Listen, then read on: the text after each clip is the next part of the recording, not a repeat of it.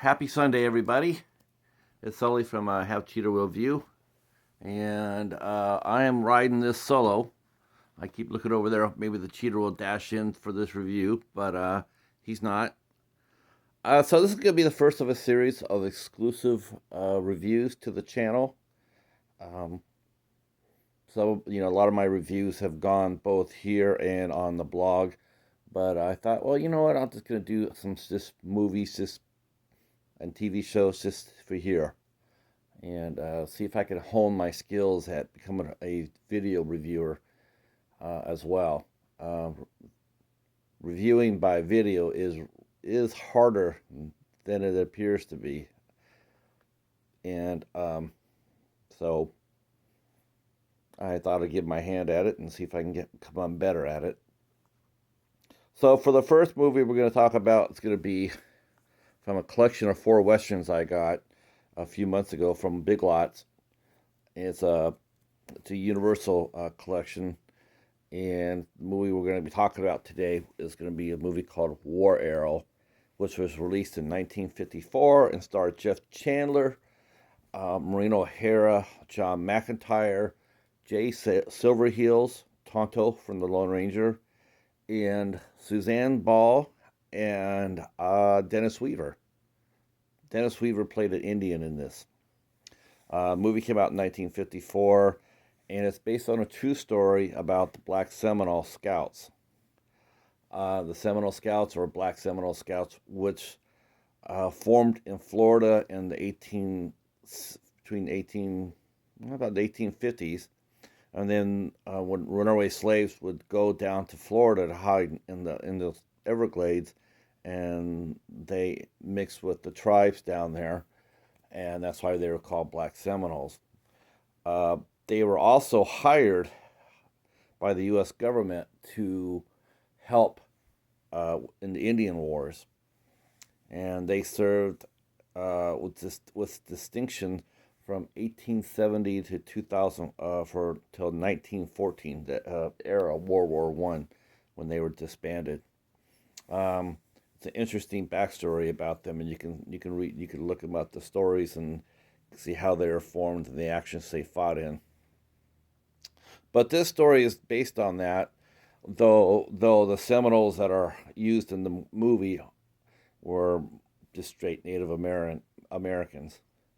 So the story is Jeff Chandler plays Howell Brady, who comes out to a fort uh, on the behest of the War Department to with a plan to help stop the rampaging Kiowa tribes that are waging war against the fort. His plan is to get the Seminoles to come and help fight them.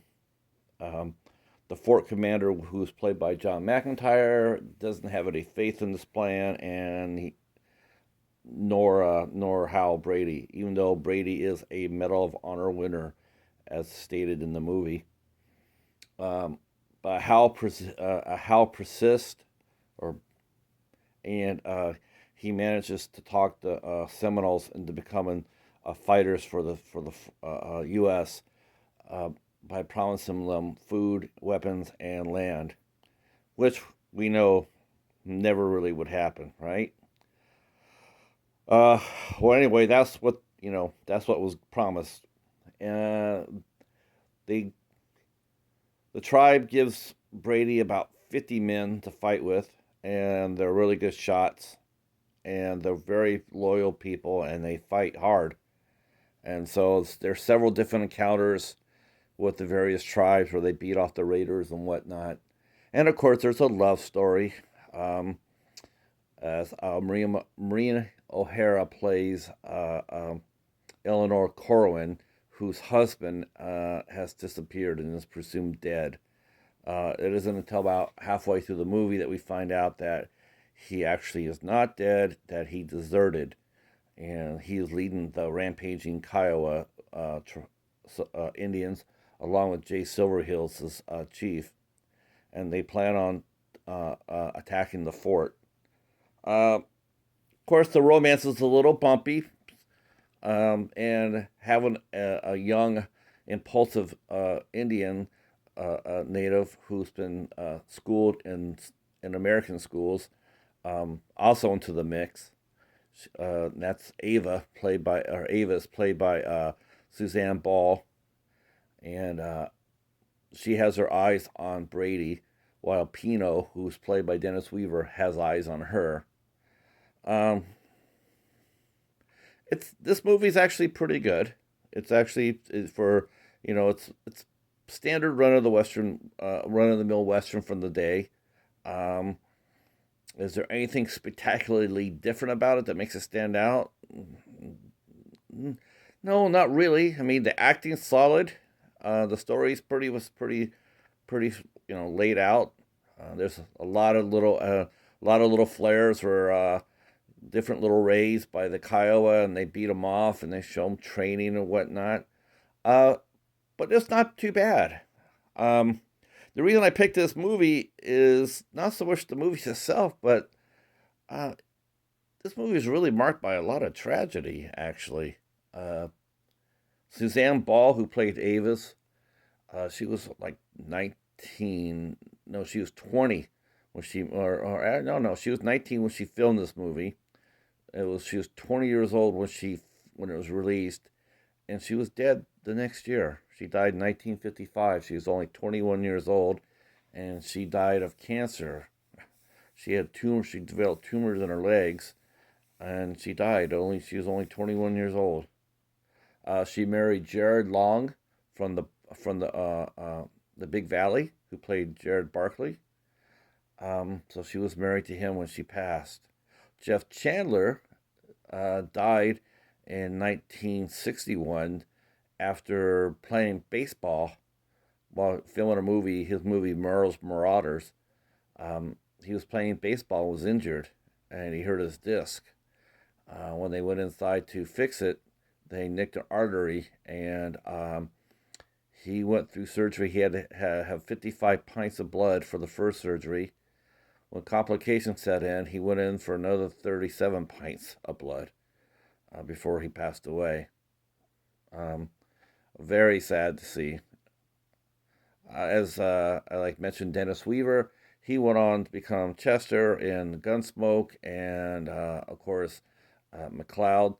He did McLeod. He also did another show called Gentle Ben, um, and of course the infamous Steven Spielberg movie Duel, um, which was excellent. So, but seeing him play a Native American was quite quite startling. John McIntyre was he appeared in just about anything going at the time, both TV series and movies. Henry Brandon played Mygo, who was the leader of the Seminoles, and he was a very solid actor. Actually, I knew who he was right away because he appeared in several episodes of Have Gun Will Travel. The movie made $1.4 million at the box office, which is actually pretty good for those days. The movie was filmed in Agoura, California, and Maureen O'Hara, uh, she appeared in many westerns between 1950 and 1957. She worked with John Ford and John Wayne.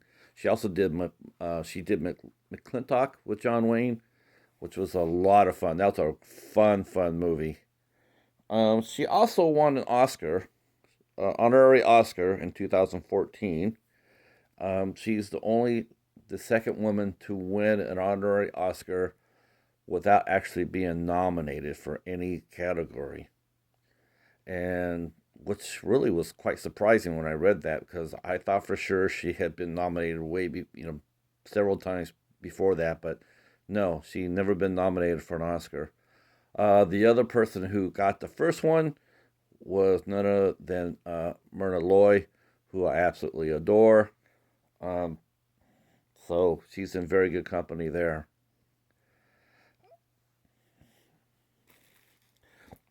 The movie runs for like an hour and 20 minutes. It's very fast and very quick, and it has good pacing. Action's good, and yeah, I think it was fun. I would give this a thumbs up. The Cheetah would too if he was here. This is a very fun collection. Like I said, it features Albuquerque with Randolph Scott, Duel of Silver Creek with Audie Murphy, Whispering Smith has Alan Ladd in it, and of course War Arrow. So that's it for the first review. I hope you liked it. If you did, hit the subscribe button, hit the bell, leave a comment. You could even share it if you wish. Of course, the comments are always welcome. And yeah, I'd like to hear your feedback and let me know how I did on this. So this is like my first dedicated review for the channel. This is only stay on the channel. So please, your feedback is really, really important to me. And you could always make a suggestion on what genre I review next, and I will take that in consideration, and we'll go where people want us to go.